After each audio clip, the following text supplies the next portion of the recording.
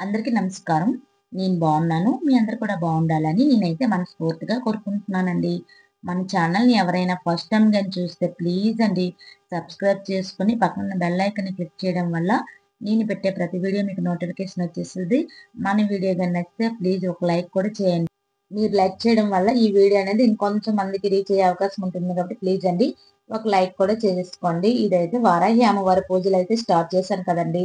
ఆ రోజైతే ఫస్ట్ రోజు తీసిన వ్లాగ్ అనేది ఇది. అయితే మీకు ప్రతీదీ కూడా ఈ వీడియోలోనే ఉన్నది. పూజ కూడా నేను చేశాను. కాకపోతే ఈ వీడియోలో చూపిస్తాను. మీరనేది ఈ వీడియో అనేది స్కిప్ చేయకుండా చూసారంటే మీకు ప్రతీదీ అర్థమవు లక్ష్మీవారం ఉదయాన్నే 4 గంటలకు లేసి తలస్నానం చేసి ఇంట్లో అయితే దీపారాధన అనేది చేసేసుకున్నాను. ఇంకా స్కూల్‌లు ఓపెన్ చేసేసారు కాబట్టి ఇంకా స్నానం, దీపారాధన అన్నీ అయిపోయినాక ఇప్పుడైతే వంట అయితే స్టార్ట్ చేసేసాను. ఆల్రెడీ అన్నం వండేసానండి. ఇంకొక వైపు అయితే పప్పు పెట్టాను. అంటే మామూలుగా పప్పుచారు చేసేద్దామని పప్పు పెట్టాను. 3 బంగాళదుంపలు ఉన్నాయండి. వాటినైతే ఫ్రై అయితే చేసేస్తాను ఈరోజు. ఏవైనా ఇలాంటి పూజలు, పునస్కారాలు చేసినప్పుడు ఇంకా నాన్ వెజ్ గానీ, ఉల్లి, తెల్లుల్లి ఎలాగా తినకూడదు. అవి అందరికీ తెలిసిన విషయమే అయినా సరే చెప్తున్నాను. ఈ 9 నవరాత్రులు కూడా ఇంకా నాన్ వెజ్ అనేది తినము. అలాగే ఉల్లి, తెల్లుల్లి కూడా వేయకుండా వంటలనేవి చేసుకోవాలి. ఉల్లి, తెల్లుల్లి వేసిన వంటలనేది టేస్ట్‌గా ఉంటాయి, బావుంటాయి గానీ, ఇలా చేసిన వంటలు ఎలా వస్తాయి ఏంటో అని అదొక రకమైన కొంచెం ఇబ్బందిగా ఉంటుంది కదా! ఎలా వస్తాయి ఏంటో నచ్చుతాయో నచ్చవోనని.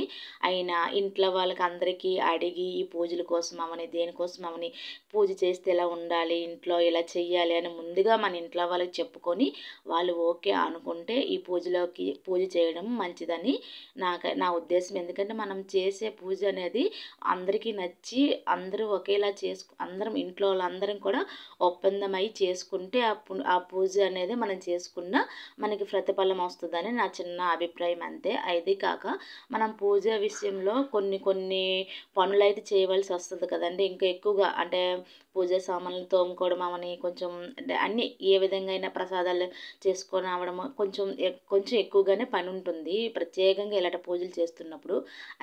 మ్యాక్సిమం మా వారు ఇంట్లో ఉన్నారంటే నాకు ఏదో ఒక చిన్న హెల్ప్ అయినా చేస్తూ ఉంటారు. అంటే ఒకవైపు నేను ఇక్కడ పప్పుచారులోకి అన్నీ ఏస్తుంటే, ఒకవైపు మా వారైతే బంగాళదుంపలన్నీ పెట్టాను కదా ఫ్రై కోసము, అక్కడైతే ఫ్రై చేసేస్తూ ఉంటారు. అంటే చిన్న చిన్న పనులనమాట. నేను ఒకవైపు చూసుకుంటే అతను ఒకవైపు చూసుకున్నట్లుగా అలాగా. ఇక్కడ 4 బర్నర్స్ ఉండడం చూసారా అండి? ఇలాంటి టైంలోనే మంచిగా యూజ్ అవుతుందనమాట. ఒక్కొక్క వైపు ఒక్కొక్కలా పెట్టేయొచ్చు. Already rice వండేసానులెండి. ఇప్పుడైతే పప్పుచారు కూడా చేసేసాను. ఒకవైపు పప్పుచారు అయిపోయింది, దుంపలు ఫ్రై అయిపోయింది. చాయ్ అయితే కొంచెం లేట్ అయితే అయిపోయింది. చాయ్ కూడా పెట్టేసాను. మా వారికి కూడా ఇచ్చేసాను. నేను కూడా కొంచెం తాగేసాను చాయ్ అనేది. ఇంక ఇప్పుడు మా బాబుకైతే బాక్స్ అయితే కట్టేస్తున్నాను. స్కూలుకి టైం అయిపోతుంది అప్పటికే. 7:45 అయిపోయింది. ఆడికి టిఫిన్ అయితే ఏసి ఇంక టిఫిన్ సెక్షన్ ఇంక మీకు చూపించలేదండి. అవి కూడా చేశాను. అవి కూడా చేసి పెడితే ఇంకా లెంతీ అయిపోద్ది కాబట్టి ఇంకా చూపించట్లేదు. ఇప్పుడైతే ఇక్కడితోని ఈ లంచ్ బాక్స్‌లు ఇవన్నీ కూడా అయిపోయినాక ఇక్కడి నుంచి స్టార్ట్ చేస్తానండి పూజా పనులు.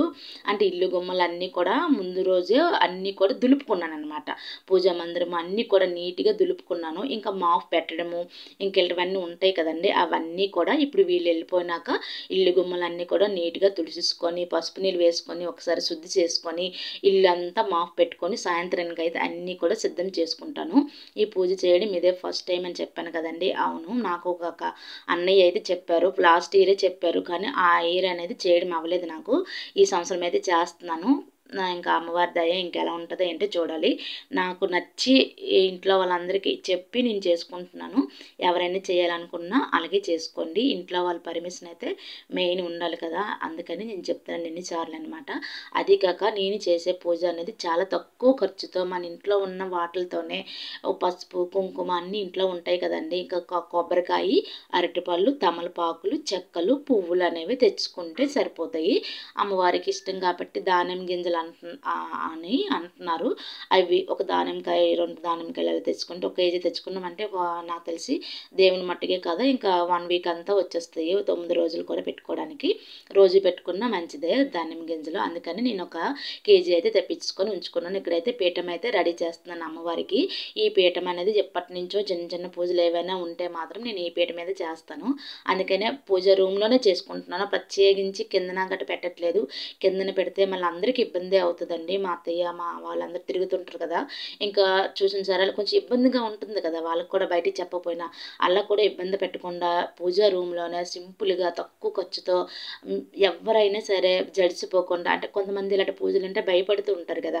భయపడిపోకుండా ప్రశాంతంగా పూజ చేసుకుంటే ఆ అమ్మ ఎప్పుడు కూడా మనకి అన్యాయం అయితే చేయరు కదా! మన మనసులో బాధననేది ఆ అమ్మకి తెలుసు.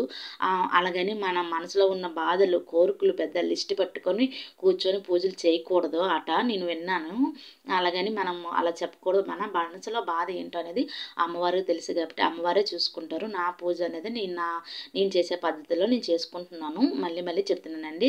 అందరిలా కాకుండా ఒక్కొక్కళ్ళైతే 9 రోజులు 9 కుంకాలు చేయమంటున్నారు. అలా అన్నీ కాకుండా మామూలుగా చేసుకుంటున్నాను. అయితే ఉదయం అనేవి అవన్నీ ఉదయం బాక్స్ అన్ని కట్టేసాను కదా!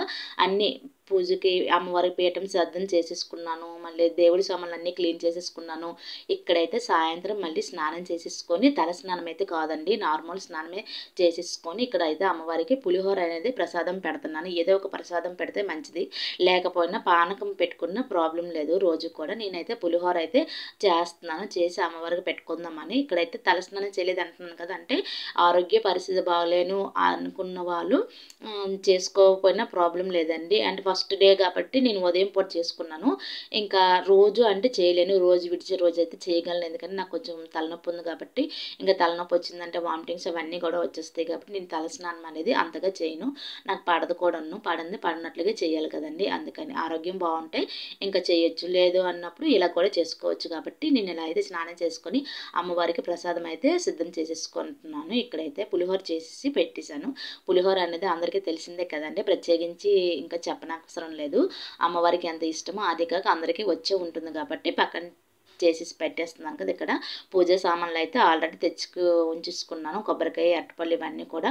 అలాగే మంత్రాలు చదవడానికి కానీ వారాహి అమ్మవారి బుక్ కూడా తెచ్చుకున్నాను. అలాగే ఫోటో కూడా తెచ్చుకొని అన్నీ కూడా సిద్ధం చేసుకుంటున్నాను. అయితే ఇక్కడ ఒకటండి పానకం ఇష్టం కాబట్టి అమ్మవారు చిన్న దాంట్లోనే చేస్తున్నాను. ఆ చిన్న దాంట్లోనే కొంచెం కొంచెం తాగినా చాలండి. ఎక్కువ చేసేసుకొని అవి వేస్ట్‌గా పడేసిన కన్నా కొంచెం చేసుకొని కొద్ది తాగినా చాలు. సాయంత్రం అయితే అయిపోయింది. దీపారాధన అయితే ఇక్కడ గుమ్మాల దగ్గర అయితే ఇరువైపులా కూడా దీపారాధన చేసేసుకొని తులసమ్మ దగ్గర కూడా దీపారాధన చేసేసుకొని ఇక్కడైతే పూజ అనేది నేను ఆల్రెడీ చేసేసాను. చేసేసాక లాస్ట్‌లోనే చిన్న క్లిప్ అనేది మా బాబు అనేది తీశాడండి. అంటే నేను పూజ చేసింది నేను వీడియోస్ కోసం గట్రా ఏం కాదు కదా!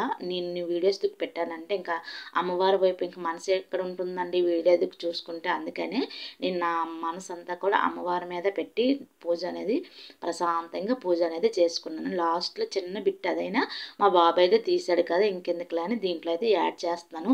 అన్నీ కూడా ఇక్కడ పీఠం పెట్టుకొని పసుపు, కుంకుమతోని అష్టోత్తరం చదువుకొని కామాక్షి దీపం పెట్టుకున్నాను. పులిహోర, పానకం ఇవన్నీ కూడా పెట్టుకొని ఒక కొబ్బరికాయ కొట్టుకొని ఇలా అనేది ఎర్ర ఒత్తులు వేసేసుకొని దీపారాధన అనేది చేసేసుకున్నాను. నేనైతే అఖండ జ్యోతులు కానీ, కంద దీపాలు కానీ అవేమీ పెట్టట్లేదు. అవన్నీ పెడితే మంచిది అంటున్నారు కానీ నాకు తోచినట్లుగా నేను చేసేసుకున్నాను. Please subscribe.